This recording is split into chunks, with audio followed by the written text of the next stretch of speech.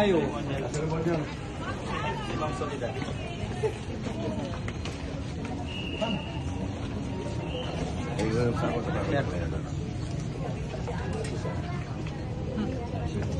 Trabaho at sa personal nila na buhay, kaya hindi nakakapag-pilgrim din. Mahilang ma'am talaga. Marami akong kasama galing sa opisina namin, ma'am. Sabihan ko sa kanila na mag-post na pang-bless. Thank you.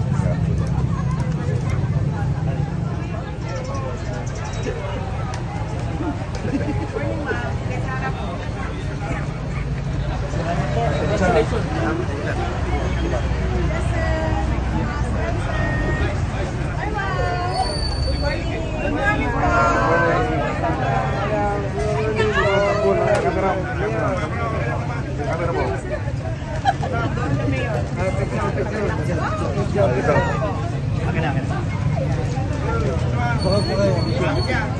Sama ka.